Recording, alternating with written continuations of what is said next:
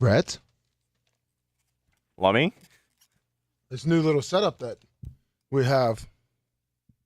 Yeah, 12:01. Music stops. I know. Well, my dad, I told you. What's up, everybody? Lummy Sports Show here. Keeping it real on the sports. I can't see these tabs. Keeping it stickers. Real. Keeping it real with the Lummy Sports Show. Joined with Rhett and as our new co-host, Skippy Skippy. What's it name? Scout. Yeah, Skippy. That's a good name. I mean, I was calling it Peanut for the longest time. Peanut? Yeah, remember when I see it walking when I see her walking around, I call her Peanut. She is a peanut. Yeah, I don't even know where she's at right now. Oh, well, see, that's what we were doing, guys. We were looking for it. And my dad is very old school. He faxes things. Yeah, well, that's what was taking so long. He said he had to call you. You called him. He had to call you back. And I was outside messing with trying to feed the goats real quick, and I knew he would probably call me and need help. Yeah. And sometimes his hearing's not the best, so I got to be like almost on a speakerphone. And I called once, and he didn't pick up, and then he finally called me back at like 11:56. Like, hey, give me that fax number. Wow, that takes a little bit of time. Yeah, yes, I am a little sweaty, but we did make it right on time. 12:01. Thank you, Macho, for getting us up and running. And Rhett, do you have the picks down there? I do. I didn't want to rush you. I wasn't putting pressure on you. But see, I can see you're moving a little bit of paper, so I didn't know if I was just scoping it out. I didn't know if I kept them down there. You did. You did. I had to find them, but I did not. I did not disorganize any of this chaos. Yes. Over here. Well, I had we had a unorganized chaos. Your system. Well, yeah. Well, also because I needed that keyboard a couple of times. Right. During when we had the outage of the, the last 30 minutes of the show. Well, Macho Man says is the great hacking job of like the Iranians or something. I don't know. 813-90-BUBBA, 813-90 Bubba. Oh man, I mean, we touched on just pretty much the Aaron Rodgers thing. I mean, we touched on a little bit of the football scores. Yeah. But did we talk? I mean, on the main show. Yeah, that's what I'm talking about. The main show. Yeah, that's what. Some of the scores, some of the big upsets, which I'm sure we'll get into. What do you want to talk about first? I know we opened up with college football. Do we want to open up with the picks and just kind of address the elephant in the room here? What's the elephant in the room, Rhett? Well, the elephant in the room is that who did you pick for Monday Night Football? Did we do those picks? We did. Yeah. Yeah, and you picked? I picked the Jets. Did you? Yeah. I got it on the paper right here. Let's see. It says that you did pick the Jets. So yes, you got 10. Woo! And I got 6. So the games, I mean, that's a start. You know, I wore my big goofy hat. One, I wanted to promote the brand new Bubba Army straw hat. You can get it on Bubba Army store, BubbaArmyMerch.com. It's really badass, too.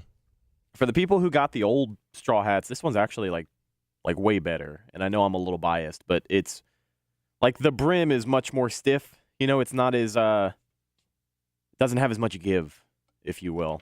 So I like this one a lot. The quality's better? Is it because they put that stitching underneath? Yes. Yeah, it's a good liner.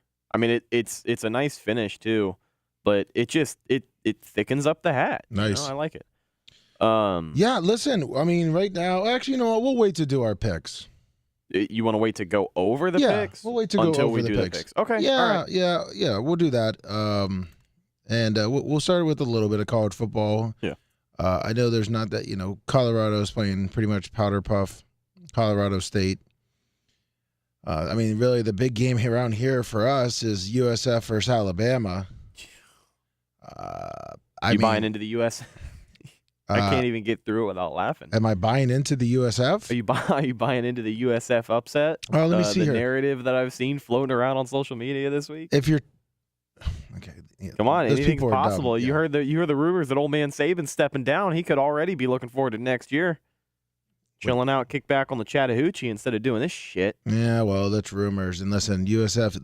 Nick Saban could not even show up, and they'd probably still beat the shit out of USF. I was looking at what the spread was, and it's 32. That's it. Now, if you want to call it an upset, yes, maybe then I will bet on USF. Maybe I'll take 32 points. And I am going to that game. It should be fun. I've never seen Alabama play. Rhett, are you interested in going to that game? Not saying I have a free ticket or anything. Was yeah, that something that interest you? I mean, I think it would be fun for a little bit. Yeah, just the atmosphere of the game. It's going to be the most packed game of the season. Yeah, they said they're expecting like 60 to 63,000. That's the thing. Is that like, unfortunately, you and I both kind of know how this thing is going to turn out. Oh yeah, I don't know if all the other 60,000 people in attendance. I'm just kidding. Oh yeah, there will no the other 58,000 that are Alabama fans. Like, are you going? Are you going just to leave early? Because if I'm going, sometimes I leave early, but it depends. I mean, it's a little easier when there's like a fraction of the stadium there. You know what I'm saying? Yeah, no, I mean, it just depends. One, how hot it is. We are bringing Walker. We have season tickets. Got a good deal. We bought some extra too that we sold very quickly, so we made a little profit on those. It kind of depends. If it's 63-0 in the second quarter or at halftime, yeah, I think we might leave a little early, especially if it's about 95 degrees outside, because it is at 3:30. Yeah. And by the time where our seats are at, but it's like 5 o'clock that we may start getting in the shade. 4 o'clock, 4:30. Yeah, and you got to make sure you're on that sideline. Like, if you're up walking around doing stuff in the end zones, you're going to get hit. What do you mean get hit? By the sun. By the sun. See, I don't have to worry about that. I have a little bit of more tan complexion than you. Yeah. Well, come on, buddy. I mean, I got the sun hat on because of your ring light today, actually. That's. Oh, is that what it is? Maybe. I kind of went through the schedule on college football. I mean, obviously, we broke down the Colorado thing. Alabama lost to Texas, which I thought was going to hurt our ticket sales with Alabama getting knocked out of the top 3. I think there's 7 now. Those tickets were already bought. Which ones? Talking for USF and Alabama. You thought them losing would hurt the ticket sales? Well, because we bought extras to sell. Oh, okay. I got you. Yeah, no, we had our season tickets already. I thought you meant like for USF as a whole. I'm like, no, man, those tickets have been bought and paid for way ahead of time, I bet. Yeah, but I mean, did you watch any of the Texas-Alabama game? Yes, I did. Yeah, it was, man, Alabama, it was kind of a wacky game. Like, it just seemed like shit could not go right for them at all. Well, that's kind of how it was last year, and I believe Texas missed a field goal. I know they were winning. I think Texas last year was up 14, and Alabama came back, and I think they won on a field goal. That was when I was building Walker's car, and it was in the background. Yeah. But yeah, I didn't get to watch it. Obviously, I didn't get to watch after about the third quarter, but I see that Texas scored 21 in the fourth. Wow. Yeah, they put the distance on them there. That's pretty crazy. But like this week, I mean, last week, yeah, it's at the point. I like talking about upsets and having some crazy things. There's really no big games this week. I mean, yeah, we said it on the main show. It felt like aside from that big upset, and of course we'll talk about the Colorado game. I mean, were there any other big games that caught your attention or stood out? Clemson won. Most everybody beat the trash schools they were supposed to. USF got a win. Yeah, they beat FAMU. So how about that? Let me see here. Utah, no, Baylor. Florida got a win. I mean, they beat the legendary McNeese. Yeah, and LSU took it to Grambling. Yeah, 72-10, very close game. Oh, this one was actually a little bit surprising, but Appalachian State is usually pretty on point against some of the bigger name schools. A 40-34 2-overtime game there. Nice. That'd be interesting to watch, even though Appalachian State is number 1 or in Division I now. Yeah, Mississippi, Ole Miss took it to Tulane. Ole Miss Tulane was a game until about the fourth quarter. I was watching a little bit of that one. Start of the fourth quarter is when it just got out of hand. I guess you could like the last 10 minutes of the game. I guess you could technically say Miami and Texas A&M, and I did predict on here Miami. Let me get so you picked Miami. What are your thoughts on Miami this year? Because I mean, listen, we've gone over this. I have talked about the Miami Hurricanes in the past as a team that just is not at that level. I didn't think they were going to be there this year, but does it say more about Miami this early in the season, or does it say more about Texas A&M with a big win like that? Because they put them away. Yeah, and Texas A&M right now, there's not Jimbo Fisher. I think his job is in jeopardy. So that contract buyout, we brought that up a couple months ago. Yeah, and it's going to be a talking point again. But doesn't he have one of the biggest contract buyouts left? I think. Yes, he does, and it's going to take a lot of money to get him out of there. But you think they're ready to do that?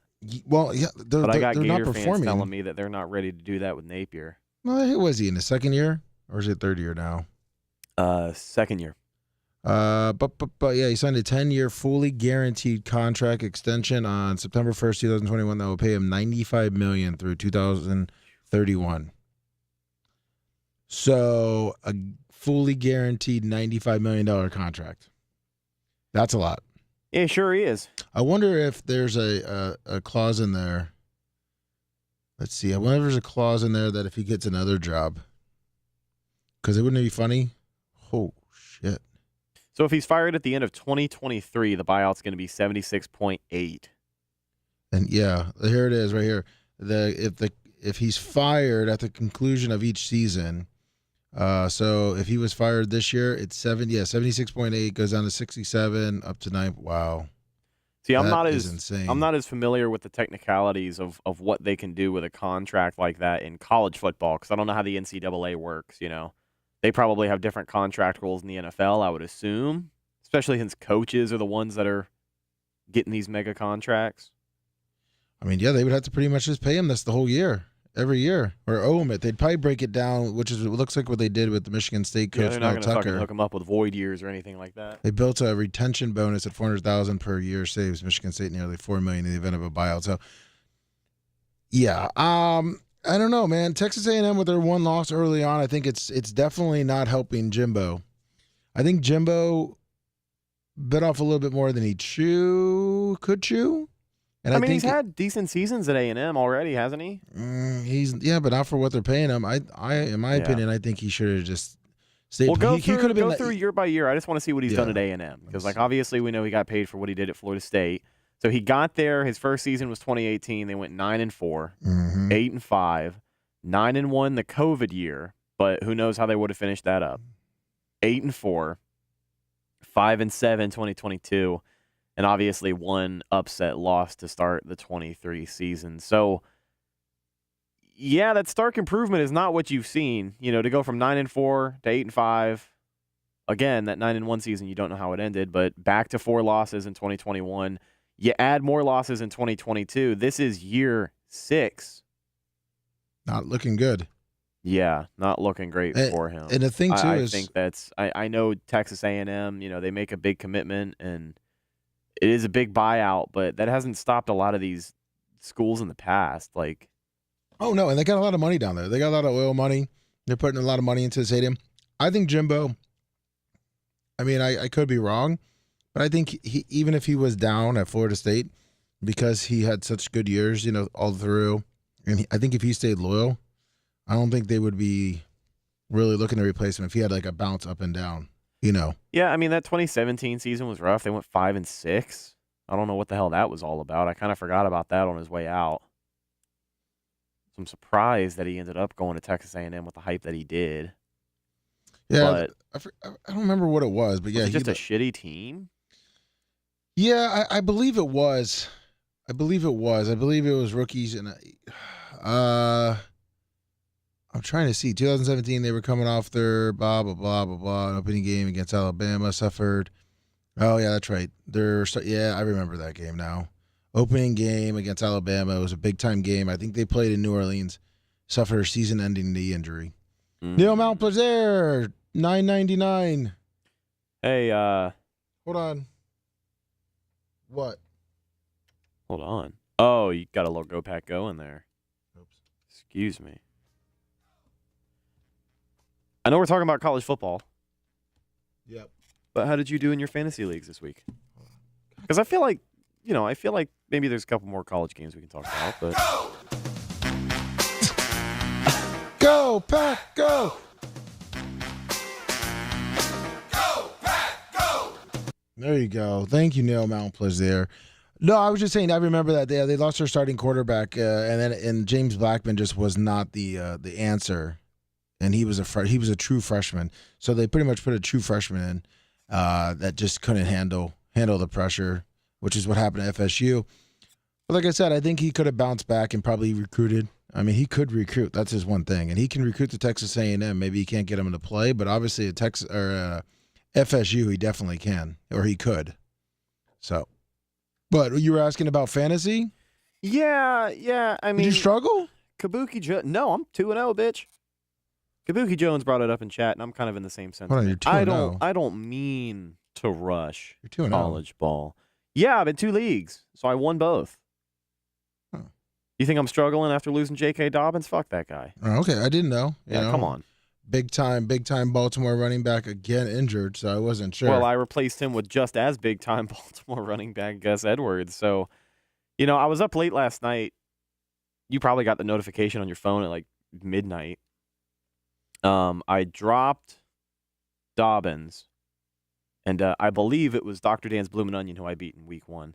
Wow, he's usually pretty. He's usually pretty there. Had a Always pretty up good there. team, Yeah. yeah. It seems that way.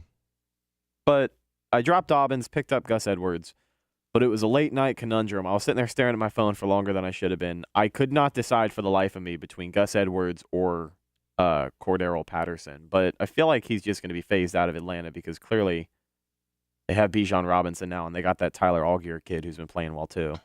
I think Patterson's going to be probably put on like special teams, and then also Yeah, and that sucks because I feel like he was decent last year too, right? Yeah, until he got hurt, and then that's when Allgeier or whatever his name is kind of stepped in and came in and kind of took over when Patterson got hurt, and then they kind of phased Patterson out. But I don't know why they wouldn't use him almost like a slot receiver, or Yeah, I don't know. Clearly, the that. guy can be a target for them. Oh, Maybe yeah. he is. I haven't watched a lot of Atlanta. I didn't watch any of the game that they had against. Carolina. Well, there wasn't really much highlights on the red zone, because I keep the red zone on with the Bucks going. I won't be able to do it this week, obviously, because I'm going to the Bucks game against the Chicago Bears. God, it's gonna be so fucking hot out there. Was it 94, 95? Doesn't matter. You're gonna get in that stadium. It's 1 o'clock. Well, You're the gonna one get your good thing seats. is It's gonna be a 1 o'clock game. When's the last time the Bucks have had a September 1 o'clock game? before Tom. Well, no, I think there was one against Tom Brady. His first or second year when it was against Miami, and it was in September. I think it was his first year or second year. It Big was Red after says it's COVID. gonna rain. What does Big Red know? Is he a meteorologist, Big Red, now too? I don't know. Maybe he was planning on getting on the boat or doing some go-karting this weekend. Let's see here. Bay News 9, I feel weather. like he would watch the weather. I feel like, let's look up the weather while we're on it, which will determine some of our bets. Saturday, 50% chance of rain. So the weather men pretty much flipped a coin on that one.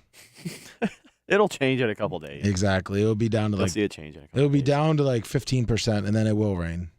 Because anytime it seems like it's 15 or over, it looks like they get it wrong. But yeah, you were talking about fantasy, so I clicked up fantasy now.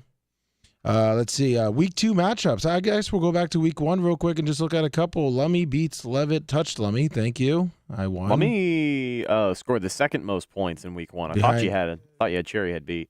Yeah. Did Cherry had win last year? No, I think he got second or third. Okay. Yeah, I thought I was going to have it too, and Antonio Gibson got me 0.4. So that didn't really work out too well for me. Did you didn't start Kelsey, did you? No, and I think It's just your current lineup. yeah, that's where week 2. So week 1, and then let's go to you. You said you won. You beat Bloomin' Onion. Bloomin' Onion Maker. The Raging Wiener Dog. Oh, that's right. Your name. 80 to 32. Nice. Nice. It ain't much, but it's honest work. You got an empty running back you haven't placed yet. I know you already talked about that, but yeah, Jared Goff stepped up. Which There's Gus Edwards on the bench. So I mean, Thielen wasn't feeling it, He was not. and Darren Waller. Yeah, I mean, I think you're currently projected to beat Wiener Dogs. No, you are Projected- playing yeah, but I got Chairhead. that empty running back slot. True. So if I put anybody in there, I mean, Gus Edwards is projected to get what, like 7 points, if that. Yeah, so you're not too bad. He'll get off. more carries. Yeah, Cretan, touch. So yeah, I mean, it's pretty good right now. Chairhead's in first. I'm in second. You are not in the dog bowl, or the dog trash, or toilet bowl, or whatever the fucking trophy grouper. Oh, Grouperlos made yeah, I you. know what you're talking about. Yeah. So you are 6th. Nice. You know what sucked for fantasy for me? I should have been 4-0. I'm in 4 leagues, and 2 of the other leagues I play in, Dallas is D. Got 40 points.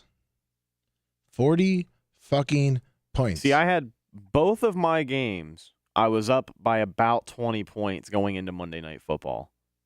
And both of my opponents had Josh Allen. Oh, nice. So I was hoping that he would kind of shit the bed, and he did.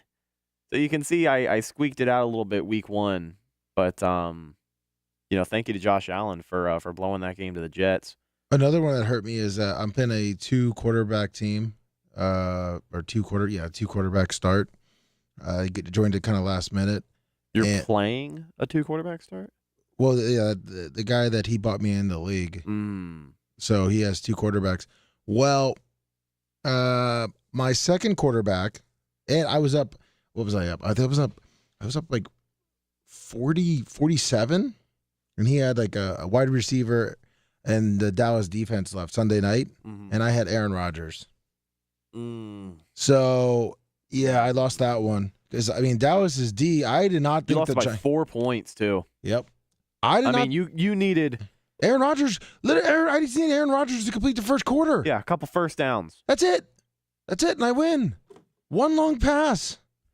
Do you think he's done? No, I think he comes. I think his ego is way too big. Unless it's just that bad, which they haven't technically come out and said how bad it is. I don't really see them doing that either. Unless, I think he goes out his whole year and see if he can rehab. So I think his ego. His ego is too big. He does not want to retire playing 5 plays for the Jets after doing all this, everything coming out. I think he has an ego. If anything, I see him coming back next year, and unless he, completely balls out, I see him retiring next year. I think he wants to end playing. I don't think he wants to go out hurt. I agree. I think it hurts his legacy. I think he's going to wait all year to announce if he's coming back or not. And then I think he'll come back. I think he'll want to play for the Jets.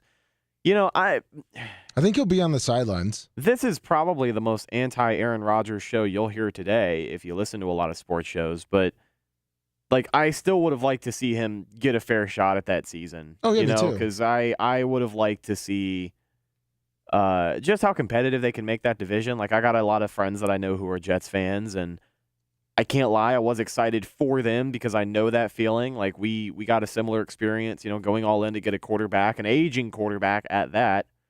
Thank God we never had to do that show or that podcast about Tom Brady. Yeah. That would have. Now they're going to probably change up with the grass fields. I know, once again, the NFL Players Association is calling. Do you see them changing that? Especially, I think it's going to be tough, obviously, with I think domes. if enough players get behind it, they're going But they can't do anything in New Orleans. They would have to literally revamp that whole entire stadium to have grass be able to roll in and out. If it's not an open stadium, how can you can't grow grass in there? In all stadiums. I want to see what the NFL Players Association is coming how do you expect to do it in the domes? Right. I'm trying to read this thing too. I just don't New York, all those places. I can see the Cardinals have an interesting way that they do it. They have an open air stadium, don't they, or is it a dome? It's retractable, but they can roll it outside. Right. That's what I think. Unfortunately, they're going to have to make accommodations for in some of those shitty stadiums like New Orleans where you have nothing but a dome. I think the NFL is a big enough entity and it makes enough money that anything is possible. And if putting some real fucking grass inside of a stadium for 8 Sundays a year is something that they're going to have to maybe not cut corners on anymore, then they should, because I agree. The commissioner can say whatever he wants. I think Roger Goodell was on either ESPN or some fucking radio show this morning talking about we don't really, we focus on the data and the science with the injuries and we haven't seen a stark difference. And yeah, I don't believe that one at all. I don't believe that one bit. You know what I mean? People fucking know. It's not a secret. The NFLPA is writing letters. I think if enough players get behind this, they can make a change sooner than later. I know it's always brought up the collective bargaining agreement, but like fuck that. The NFL can make these changes. Yeah, but This is not a far-fetched concept to me. Yeah, but you're also going to take that. You'd almost have to tear, one side of the stadium out, and then redo it, and then also put that real grass system. Yeah, it's gonna be a pain in the ass. Don't get me wrong. But you got to think that. Then you got Detroit. Can you imagine trying to grow your grass in Detroit in the middle of downtown Detroit? Yeah, in December. Plus, you set on fire every couple of months. In New Orleans, I don't think they have enough room to be able to roll the grass out where it's at. I mean, fucking make room. You know about grow houses and things like that. I'm sure. I mean, are there big enough UV lights to do that? I suppose. I don't know. I don't know the logistics of it. I'm not going to sit here and pretend that I do. Don't get me wrong, but I have enough reason to believe. This. Again, for something as big and powerful as the NFL, this does not seem like something that would be very hard to figure out. I mean, I don't have a fucking answer for you, so I know that kind of invalidates my whole point here. But like you see what I mean, right? No, I 100%. Surely there's got to be something we could do. But you got to think, how long is that going to take? Yeah, Colin Adams says New Orleans doesn't have the space to roll it out, so they would have to do it inside. I mean, I guess if there's those UV lights now that they can literally grow grass inside, that's what they did technically, supposedly, but I've seen and also report time, when Tropicana Field was built, they wanted to try to grow real grass in there. That's why they kept that roof light. Yeah. So you can get light in there, a little bit of light, and then they were going to put those UV lights in there, and I guess it just didn't work. But I mean, obviously that was not 1980. That was like 1993, 1995 when they built that stadium. I guess it was 90 something. So yeah, technology has improved.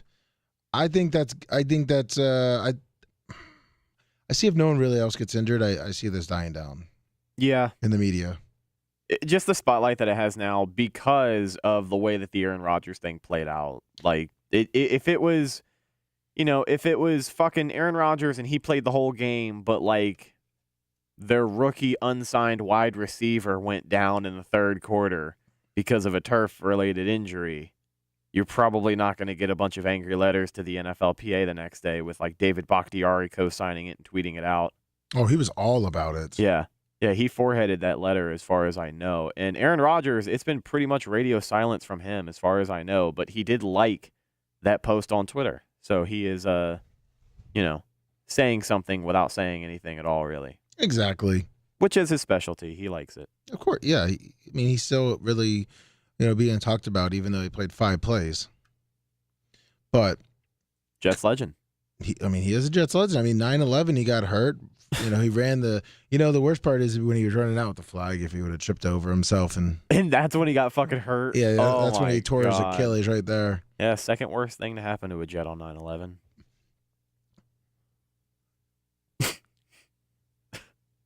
Wow. You didn't like that one? Come on. No, that was it's a low blow, but is it? Wow. Was that Macho? What the fuck? Wow.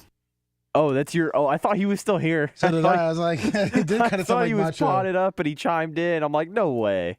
He's like, wow. Oh, I can't get the plague or whatever. But yeah, no, yeah, that was a good one, Rhett. Oh yeah, sure. I've read it 50 times, but oh, did you? Oh, I thought that was you came up with that one. Oh yeah. The Cowboys and Giants, though. Did you watch that game on Sunday? No, I did not even waste my time. I watched the first 20 minutes of it, and then when it was 21-0 or 16-0, I shut it off. Where that game was over before it even started. Danny Dimes he just got a huge contract too, right? Yeah, so did Joe Burrow. Yeah, but I think Joe Burrow's going to bounce back. He didn't get much, with his, what do you have, a high ankle sprain?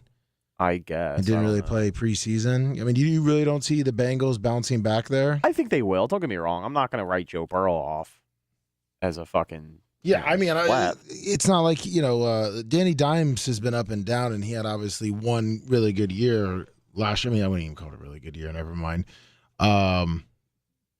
But I don't know, man. I just don't see him come back. Did Saquon do anything? Because like you said, I watched maybe the first 10 minutes and I was like, clearly sucks. he didn't. Clearly he didn't. They got 0 points, so I can't imagine he did anything too consequential. Well, Dak Prescott didn't do anything either. Yeah, 143 yards and didn't lose. I mean, I guess technically with your defense making all the points for you, you don't really have to do anything. Yeah, defense, special teams. But I believe they said Dak didn't look that good. From what I'm hearing, he had a quarterback rating of 70.1, 143 yards. 13 for 24. Yeah, not that good. 143 yards. Especially, I mean, I was surprised they didn't run the ball. It was 6-yard average. Ouch.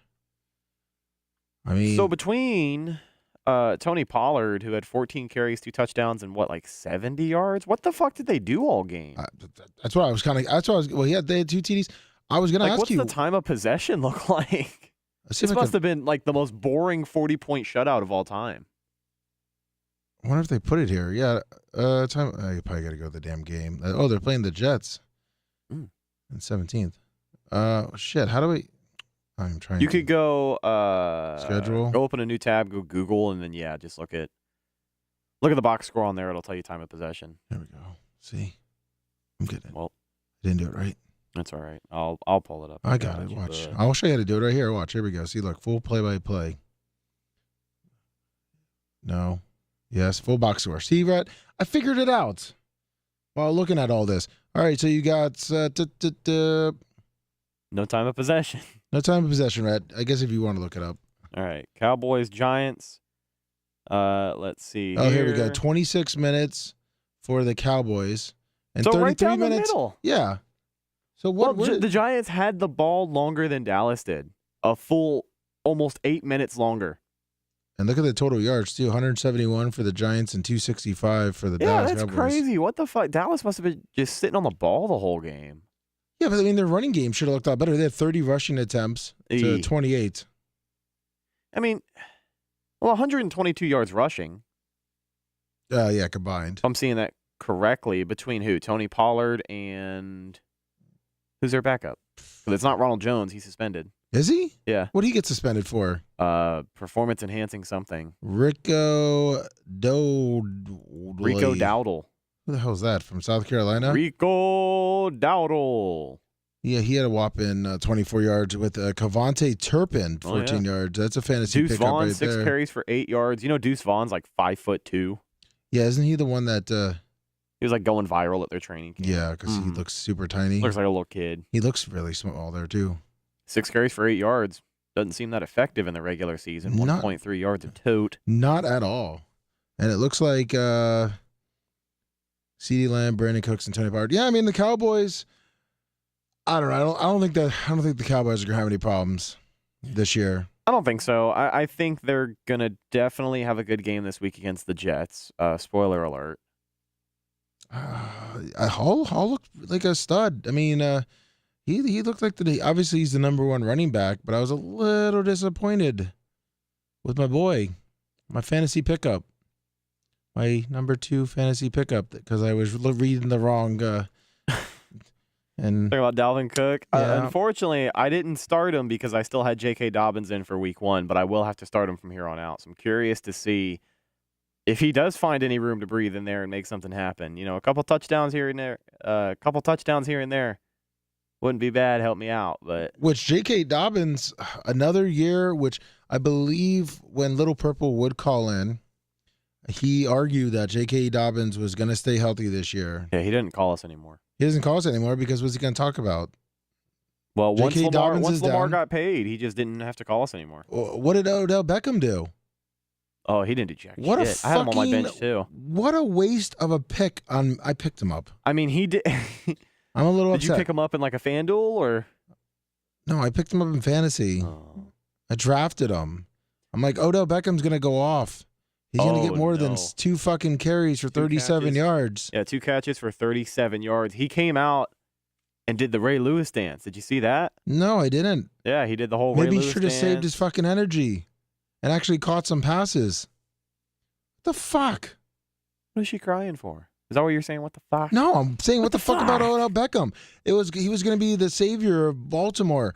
Your first game against the Texans, the Houston Texans.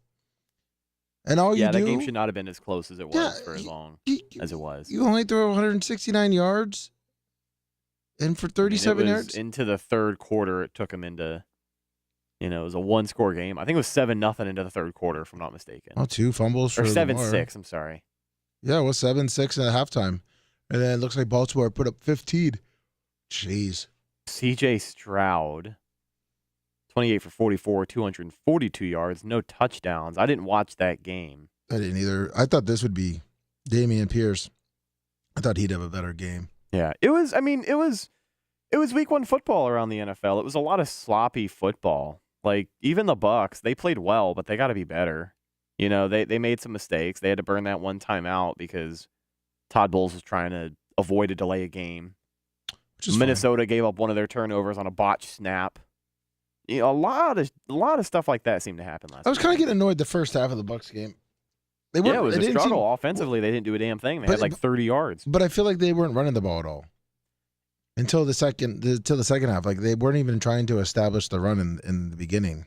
Yeah, I kind of get what you mean. Once they did commit to the run, I don't want to say it felt like it was too little too late because they got over 70 yards. Like 73 yards rushing for the day is kind of an anomaly when you think about how bad they were last year. Yeah, but I mean, doesn't help that Baker even got Rachaad 11. White, 17 carries for 39 yards is a little disappointing on 2.3 yards a carry. I know he's got to get his feet wet. This is his first full-time action, I would say. He was rotational back at best last year. So it's like, hopefully next week the offensive line can open things up earlier for them because there were just a lot of things that weren't there in the first half. The offensive line couldn't get consistent. Baker Mayfield was not comfortable in the pocket. Minnesota was bringing the pass rush. Brian Flores was blitzing every other play. So it's like whenever the Bucs wanted to play action rollout with Baker, they couldn't fucking do it because there's a safety or a linebacker standing right there in front of him. So he's got to get rid of the ball quickly. And that just leads to the adjustments that had to be made. But yeah, the first half offensively for the Bucs was a struggle. And I hope that this week against a defense that isn't anywhere near as good against the Bears, I kind of hope that they can get started a little faster. Because even last year, that was kind of a weakness for them was slow starts. Like 2021, when they were scoring all those points, they were usually a team that when they got the ball first, they were going to go down the field and score. Oh yeah, you don't always have to do that, but score some points in the first 2 quarters. Yeah, put the pressure on their offense. Yeah. I think it was most of their average rushing yards for all their guys. I think the highest one was like 3.4. I mean, you can't have that. And I think 3.4 was, who is that for? Rachaad White, I think it was. I think it was less than that. Was it? I think it was less than 3.4. You're talking about yards per carry. Yeah. Yeah, I'm pretty sure it was below 3.0, to be honest with you. But I think all of them then had that. Yeah. There was another thing that I saw floating around that, Rachaad White finished 43 yards below expectation, which would make him the second lowest rookie YVOA in week 1 or some shit like that. He hit 2.3, you're right. Yeah, 2.3. Which, to be honest with you, a stat like that floating around sounds worse than it is. Like, Lummy, if I told you that, oh my God, Rachaad White, he got 43 yards rushing this week, but he got however many yards he got this week, but he finished 43 yards below what I expected him to get. Like, does that make him a bad player? Got 39 yards. 43 yards below what I expected him to get. But does that make him a bad player if he got less yards than you expected him to get? No, not in at week all. 1 of the season. No, not at all. And I think also it has a lot to do with the play calling. Yeah. I think they were. I want to say they were trying to get Baker's feet wet in the beginning. They wanted to make him comfortable. Mm-hmm. Well, It was weird how they drew it up because 3 targets to O'Keefe in that first quarter is not what I thought was going to happen. Me neither. Unfortunately, Baker couldn't hit them. One of those was a touchdown, obviously. Another one, a big first down that they could have had. But took them a little bit to settle down. I think that, the way that the running backs are used is going to be interesting because Rachaad White, he was a little hesitant week 1. Again, going into that inexperience factor and guys wanting to settle in, takes a couple weeks to kind of get back up to game speed. I understand that part of it. Yeah. But, for Rachaad White, I think the way that he's going to be used is a lot of north and south stuff. Like, I think he's going to get a lot more of those inside carries. Which he was good last year with. Yeah. I think that's what one of his strengths is. He's a good north-south runner. He's good downhill. He runs through the tackles with a little bit more oomph than you would expect a guy of his build to have, but, he's no slouch. Sean Tucker, Chase Edmonds, those guys are a little more explosive around the edge, and so I think that's what we need to hopefully expect some more what's the word I'm looking for? Some more success in that department. I'm hoping that we get a little bit more play when you're action swinging too. your tackle or you're running your offensive line to the left or the right, and all they got to do is run block. They got to open up the lanes a little bit better. Yeah, and then hopefully they can set him up for some play action, and we can get that ball deep to Mike Evans or Chris Godwin.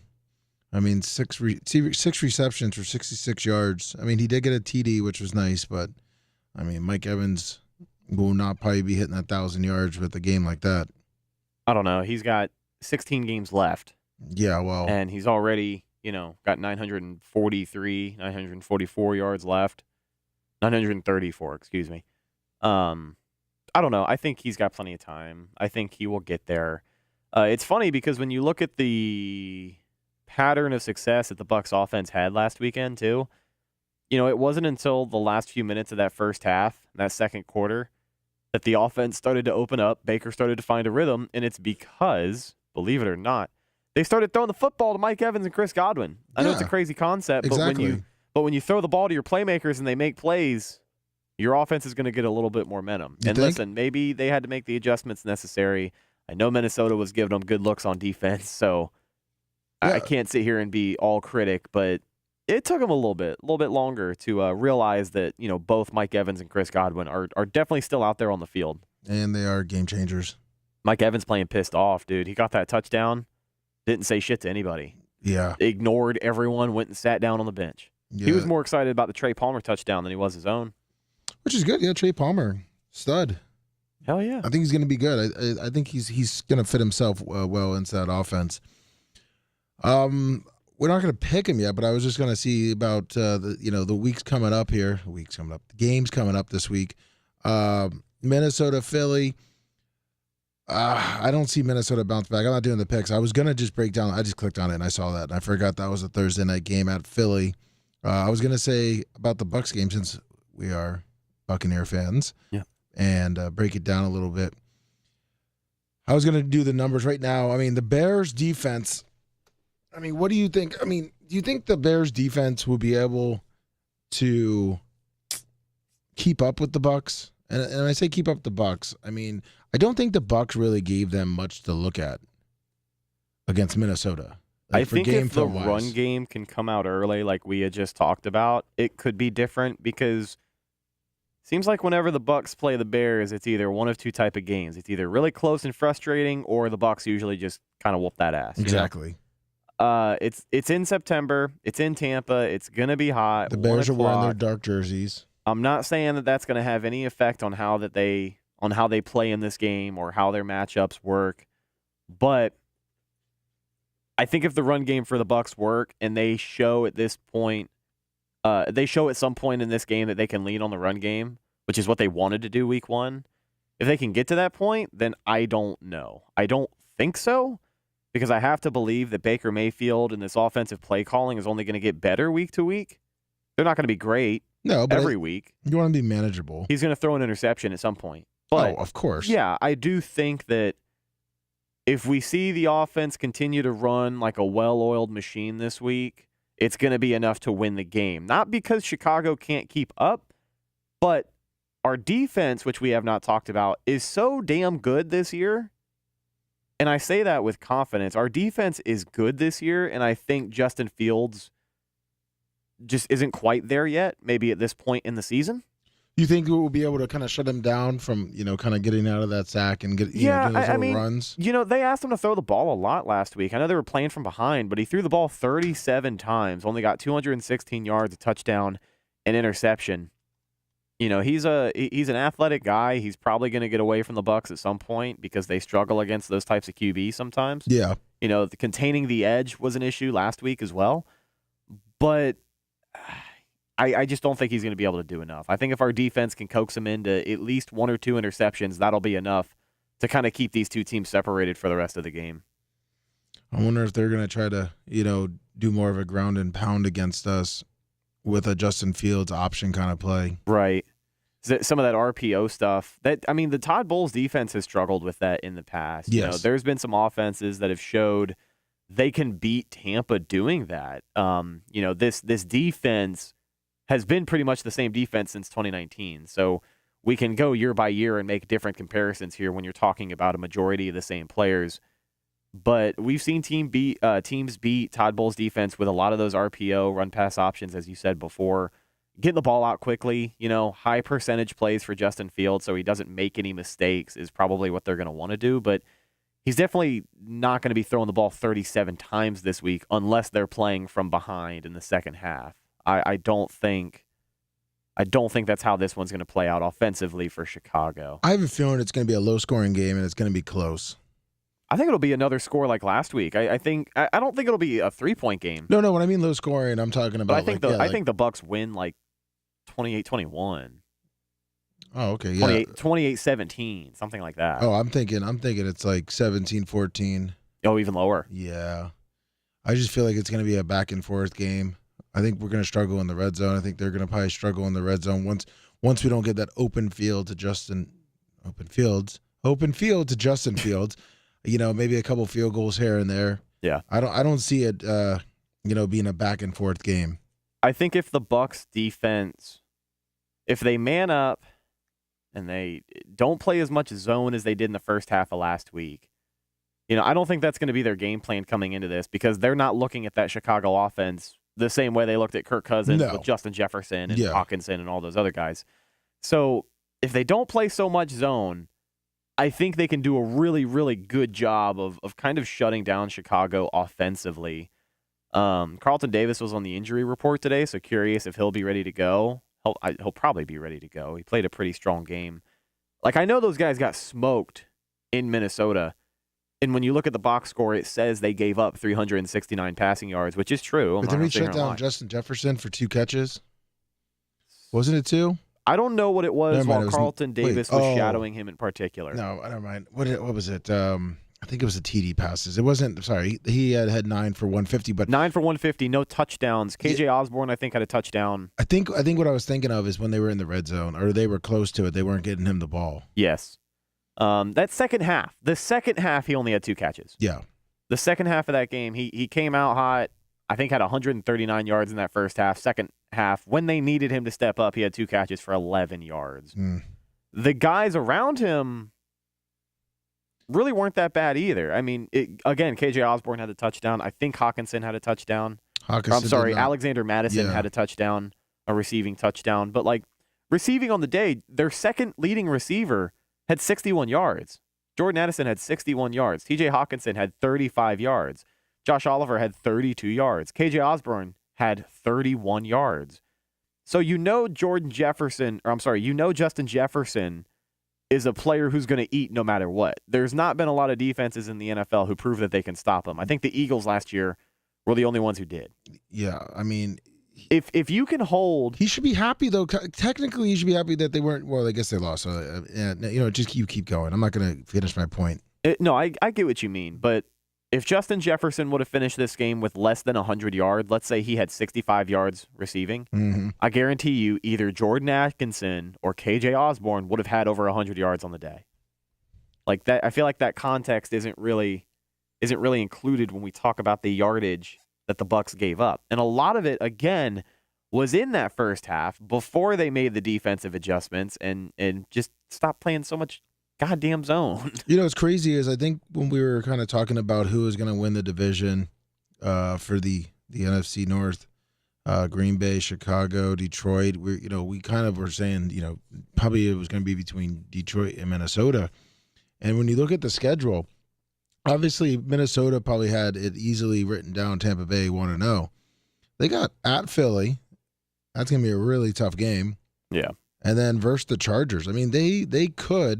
They could start 0-3. Yeah, and that's not a great look for Kirk Cousins of all people. Nobody's going to be upset at Justin Jefferson or any of those defensive guys for losing that game. They got a tough schedule. I mean, obviously, Carolina, they should win that game to bounce to 1-4. But then you go right back. You play Kansas City. They are at home for that one, but you still get Kansas City. Travis Kelce's probably going to be good to go by then. And then I think we even said at Chicago it would probably split. Mm-hmm. So they're probably going to lose that game. And then against San Francisco. I don't know if they lose that first game against Chicago. I know they're on the road, and this will probably age terribly, but I don't know. I mean, if they have as rough of a stretch as we're talking here, you open up with a loss to Tampa Bay. If they drop that game to Philly and L.A., I think they win against Carolina. I think they lose against KC, and I think they win against Chicago. And then what is San Fran? And then they got to go to Green Bay after San Fran on the road, which for them is good that they're playing that game in October on the road instead of January or December. Yeah, but you don't want to. I mean, that could be what were we saying? Almost a 1-2, 2-6. Yeah, start. Not great. Not great. Do you think? Now, obviously, the situation that a lot of teams are going to be in come Week 6 is going to be different than now. But let's say they start 2-6. Minnesota is a team that has been vocal before about, hey, if it doesn't work out with Kirk this year, like we're probably going to move on. It seems like that's the assumption with what's going to happen. Yes. The Jets are a team that I was just thinking that. Robert Saleh said today we're going to start Zach Wilson for the rest of the year, but he has to say that. That's coach speak. If 5 weeks from now they are on the fringe of competing because they do have a damn good defense in New York, I'll give them that. But if they are, on the bubble and they still want to make a trade for a quarterback, why not? I mean, why not allow Minnesota to offload Kirk Cousins if they're sitting at 2-6 and New York still needs a QB? I think it all depends on what Aaron Rodgers does too. If Aaron Rodgers is so bad and they're so fucked, and then maybe what's Kirk Cousins? 34, 33? 34, 35, something like that. Maybe that's where the 35. It looks like that may be where they, maybe if Aaron Rodgers is like, I'm done. Well, they probably can't afford Kirk Cousins then. They're going to be handcuffed with Aaron Rodgers' contract. Well, I wonder what the rest of that year pickup looks like. Like it's for Aaron Rodgers? No, for Kirk Cousins? Yeah. Like what would it cost them to basically not lease him, but just sign him for the rest of the year? Are they going to have to? Because they're not going to have to pay him that full contract. Yeah, but do you really fuck over Zach Wilson if you guys are his playing? His base salary this year is $10 million. Yeah. They can scrounge up $10 million. Yeah. If that's true. what it's going to cost in a sign and trade or however the fuck they do it, if that's what it's going to cost for Kirk Cousins to go play quarterback in New York, and that's an option they're looking at because Minnesota's if Minnesota's 2-6, we also have to assume that Kirk Cousins just played like shit. Yeah. So maybe they're not going to be as eager to jump on him. But I don't know, just fun hypothetical QB trade situations because I do think there's going to be some sort of action for New York. I don't think they're ready to just trust in Zach Wilson right now. I don't There's think no so way. either. I don't think they are either. You think they're going to get your boy, Josh Freeman? Colin Kaepernick? Oh, no. They've already said no. Oh, come on. He reached out. He told teams he's still ready. Bro never stopped working. Yeah, the New York, I guess, has already come out and said, we're not interested. Yeah, we're not interested, but thank you. Yeah. Yeah, I mean, yeah, like you said, Zach Wilson, I can't see them just giving up on him, especially with the whole Aaron Rodgers thing. I don't think he looked as bad. This is year 3 for him, correct? Yeah. Okay. So, I mean, realistically, if he plays decent and they're in the playoffs, maybe they see some kind of growth and they want to keep him. I mean, because I don't even know the last time well, never mind. I was going to say he picked up midway through the year and then started playing. Yeah. But I remember a guy named Josh Freeman did that with the Colts. Can you leave that screen open for me real quick? Was it the Colts or Minnesota? Josh Freeman? I think he last played for the Colts. But I'm thinking when the Bucs released him, it was Minnesota. Minnesota was that first team he went to. Yeah, and he threw for like 55 attempts. Yeah, they thought like he was a motherfucking man. Threw like 4 picks. Leave that screen up for me, please. Oh, yes, sir. I'm sorry. Thank you. No, you're good. I'm just writing our games down because I'm trying to organize the picks a little better this week than I did last week. I got you. Kind of a rush job last week. Kind of fucked me up. By the way, speaking of picks, we don't have to get into them right now, but I did want to go over the official get into them. record. Yeah, it's 12:55. So you went 10-6. Hold on. Okay, well, fuck. 863. Yes, sir. A couple little quick questions on some players. I personally think Evans did okay, but Evans always drops the ball or two every game. Do y'all think Evans is as good as his hype personally, or do you think he just does well when he gets mad like Rhett said? No, I think he's as good as his hype. I think he's as good as his hype, but the thing about him is he's such a boomer bust player. He's emotional. I that's don't why I know if feel he's like he gets emotional. He's wrapped going to be up in more his head. emotional this year, but like when he does good, he's going to have, fucking 8 catches for 180 yards and 2 touchdowns. But when he has an off game, it's going to look like it did last week where it's only like 50, 60 yards and maybe a handful of catches.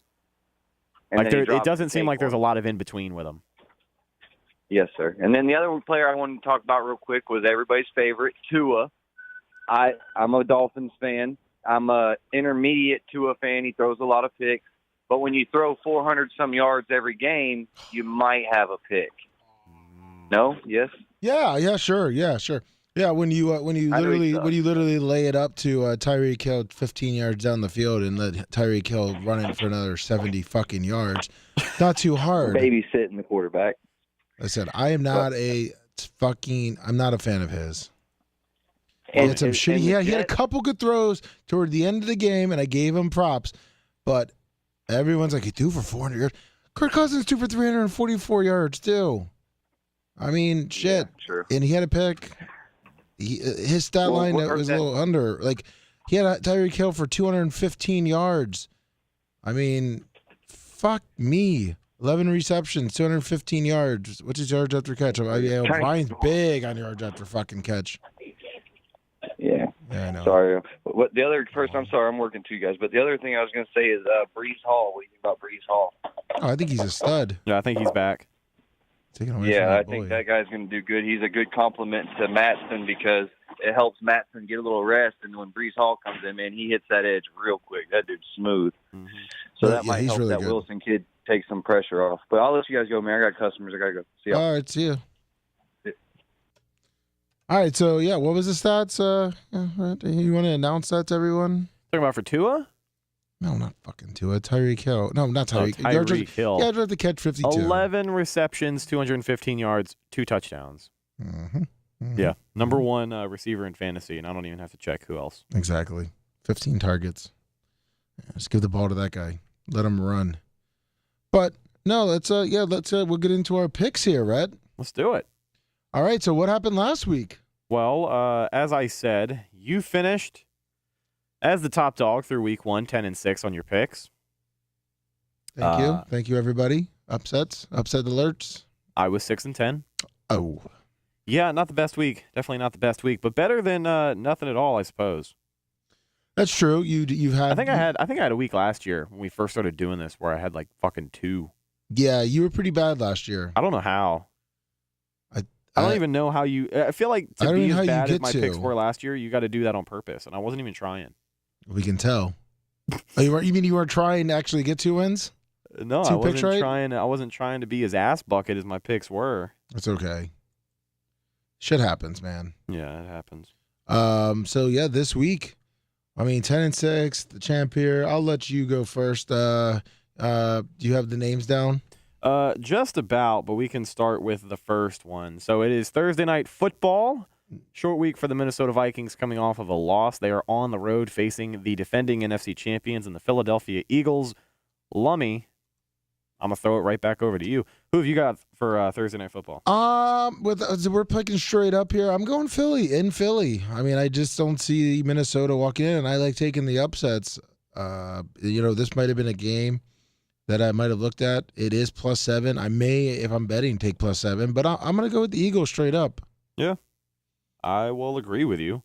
I will also go Philly. Philly at home, especially this early in the year, just seems like the right move. The Vikings are not on the right track right now. No, This is they're not not. a favorable first 4 games for them either. Now, I may be regretting that decision, but like I said, I probably will pick them +7, but not straight up. Next one, you got.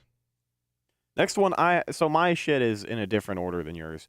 So my next game is the Las Vegas Raiders on the road, going to Buffalo, taking on Josh Allen and the Bills. I'm gonna have to go Buffalo. Yeah, Buffalo. will co-sign. Oh, are we gonna get all these cosigners now? Yeah, well, I mean, I would pick against you, but how am I going to sit here and rationalize picking the fucking Raiders over the Bills? I mean, And I say that today. They'll probably win this week exactly just because I said that. They're coming off a big win. Yeah. I mean, didn't they beat the shitless Russell Wilson? There's two Monday night games. Oh, really? Yeah. All right. New Orleans at Carolina, 7:15 on ESPN, and then Cleveland at Pittsburgh, 8:15 on ABC and ESPN Plus. Nice. So That's a 9.5 point spread for the Raiders too. A lot of big spreads in the first two games. Who's next? So the next on my list is I rounded out with this final game. Sorry about that. Green Bay at Atlanta. Atlanta with obviously a big division win last week over the Carolina Panthers, who did have a rookie quarterback in Jordan Love. What did you think of Jordan Love in week 1? I thought he was Brian from Philly, $10. Philly looks rough, yes, but I still think they back up. Come back against the Raiders. It is the Raiders. Jordan Love, I thought he managed the game pretty well.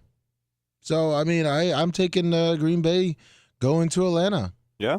Yes. Believe it or not, I'm also taking Green Bay traveling to Atlanta. Believe it or not. Yeah. So we are 3 for 3, both of us right now. I'm so fucked. The next, hey, you're losing everything this week. The next game on my list is Baltimore at Cincinnati. We've got some more AFC North Division football. Cincinnati, obviously, the upset loss to Cleveland last week, and Baltimore barely squeaked one out against the Houston Texans. I kind of feel like this one could go either way, so it's tough for me to pick. But I'm going to go Cincinnati. I'm going to ride with Cincinnati for the second straight week. Of course, going to make you pick Baltimore. I think Joe Burrow is going to come back. I don't think that I think that performance last week for him is going to be the outlier on the season, kind of like Aaron Rodgers against the Saints week 1 a couple of years ago. Yes, Brian Phil, you are right. It's right. It's the Vikings. You are correct. Sorry, I was talking about the Raiders and the Bills. I don't want to take the Ravens. Then take the Bengals. Who's going to give you shit about it? You. Why? When we're both 0-4. Who gives a fuck? I don't like being 0-4. All right, I'm going to take the Bengals on this one. There you go. I like it. Right choice. Yeah. Right choice. Lamar to Odell. Let's go, Odell. Let's go, Odell. The next game I have, the Seattle Seahawks at the Detroit Lions. Seattle, obviously, a disappointing loss. I was going to ask you about it on the main show, but, I don't think we wanted to get too much into detail about it. Seattle didn't do a whole lot last week without Dave Canales on their offensive coaching staff, did they? No, they did not. You are correct. Not saying it's that impactful, but I do think that Detroit, their defense is going to give them a hard time this week. So I'm picking the fucking Lions, man. How could you not pick against the Red Hot Lions? Man.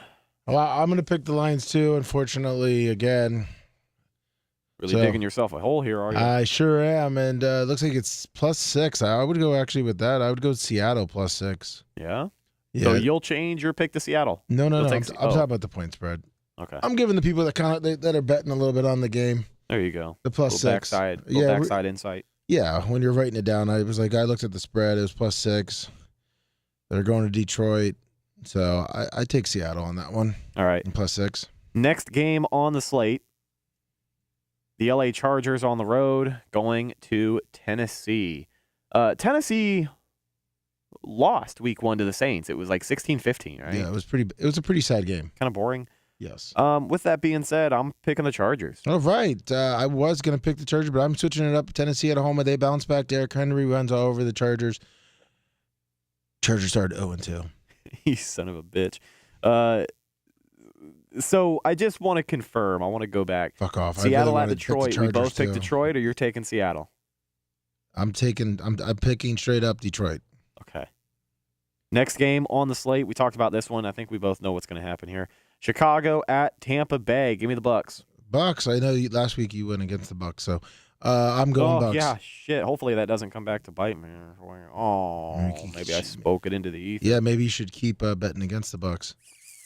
Yeah, maybe I should. Let me go ahead and fuck. But do I want to do that? No, Red. Yeah, but I'm superstitious. Now you got me thinking about changing my mind. All right, before I change my mind, let's get to the next game. Kansas City at Jacksonville. I think it's going to be an underrated game. I do too. People obviously both say, are going to say both of these teams are good. Kansas City with Pat Mahomes always going to be good, but just how good is Jacksonville? You know, this is going to be a measuring stick game for them early in the season because Kansas City has some stuff they got to figure out. Don't get me wrong. And Kelsey's coming back. He for sure is going to be back this week. From last thing I saw that he was. I mean, they haven't obviously taken him off the injury list, but Yeah. So who do you got there, big boy? Give me Kansas City. All I know right. I picked them week 1 and they lost, but they're traveling on the road. I think getting Kelsey back is going to be huge, and I don't know. I just don't see them starting 0-2, so I will take the Chiefs. Well, I am going to go Jacksonville. Big win for Jacksonville at home. It's going to be hot. You're not picking with your heart here. According to Red, the weather might be bad there too. Trevor Lawrence, 350 yards. Let's go. This is an ass bucket game right here. Indianapolis at Houston. Yeah, I was going to get your thoughts on that one. Wow, what an ass bucket You got a couple game. of rookie quarterbacks with some rosters that just are not that great. So I'm not Houston. sure. I'm not sure if Houston staying in that game with Baltimore last week is indicative of where they are, or if it says a little bit more about Baltimore. But that's why neither of us picked them to win this week. Nope. So, who do you think? I'm curious your thoughts. I'm going to Houston. Wow. Okay, so I'm going to go Let's go Indianapolis. Houston. At Houston. They're All right, so pulling I'm going to one go out. Indy.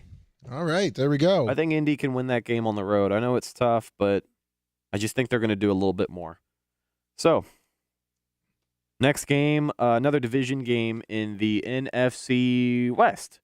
San Francisco at the LA Rams. San Francisco, obviously a thorn in the side of the Rams, and a much better roster at this point. Oh, yeah. I mean, it does. I guess call this a lock for me. I will take San Francisco. 8-point spread, and it's in LA. Ooh. Yeah, give me that's San not Fran good. and the points. Yeah, you're giving them 8 points, huh? I'll take San Fran on that one. Straight up. Yeah, straight up. Look at that. All right. Another ass bucket game right here.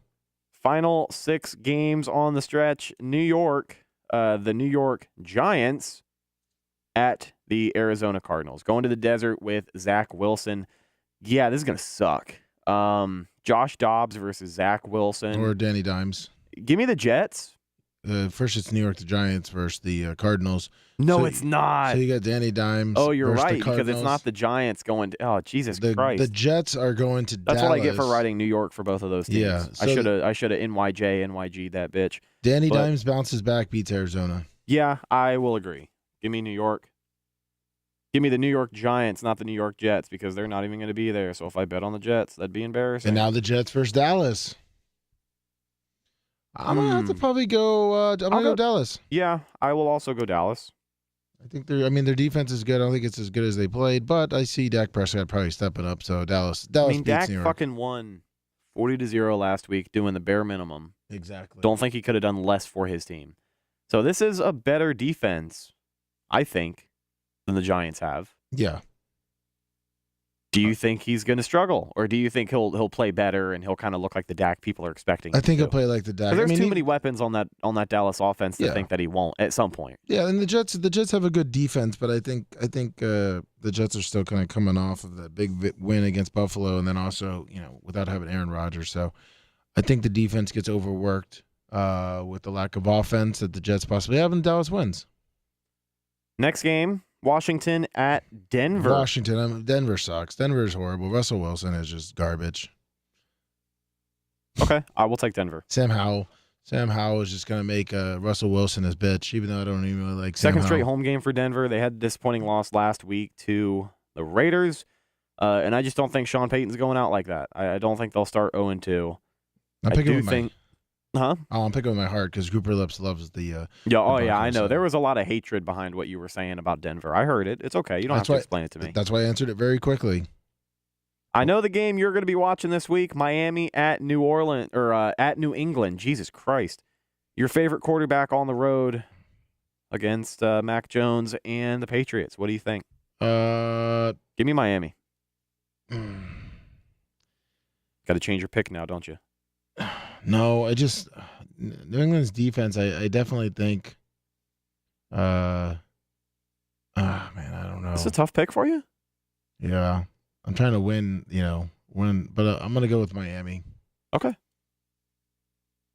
It's tough because I think New England's defense is gonna expose Tua for his underthrows. Miami's lucky they're not playing in New England in a couple months. The first of 2 Monday Night Football games, and it is more division battles on prime time. New Orleans at Carolina.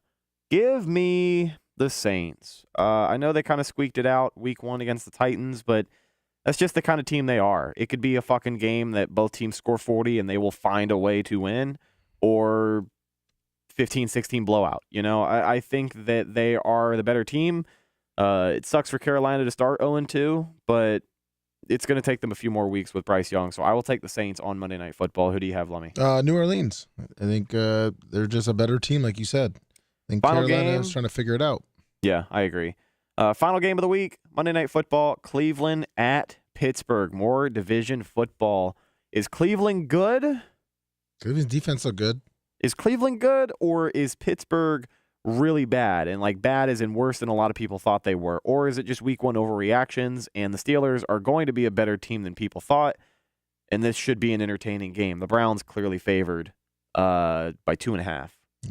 With Watson not really doing much last game, I think he steps up, but I think their defense is going to hold down Pickett. I'm taking the Browns. Okay. You will take Cleveland. I will go ahead for the fun of it, take Pittsburgh, because I think Pittsburgh coming back, they're playing at home. I know they played at home against San Francisco, but it's another week at home. You get to redeem yourself in front of your home crowd. TJ Watt was a fucking monster last week. I don't think that's going to change this week. So I'll take Pittsburgh. I'll just make the cheesy joke that probably everyone's made. Watson goes to Pittsburgh, gets a couple massages, throws for 4 touchdowns. Reinvigorates himself. Exactly. And embarrasses Pittsburgh at home for the second week in a row. That's the thing, too, is like that's got to be a shitty start to the season And leads a if that's seed. how it plays out. And you got to be a Pittsburgh fan. He leaves his seed all over Pittsburgh. The week 2 picks are on the back of the week 1 paper, so I'm going to leave it on your laptop right here, but they are all filled out. Perfect. Look at this, our new closer. Hell yeah. Reminds me of like Jet Set Radio. I don't know if you ever played that game. Oh, yeah. Good job, Macho. Way to get it in there. Hell yeah. Brett, I appreciate it. I appreciate you, Lummy. We had a little start. Obviously, Bubba, had a really good interview today with Hudson O'Neal. Check it out on our YouTube. We were back live tomorrow, 6 a.m. right here on YouTube, Rumble, and Facebook now. And for all your Bubba Army merch, go to Bubba Army Shop, Bubba Army Store, or BubbaArmyMerch.com. Thank you, guys. We will see you tomorrow morning. That's it.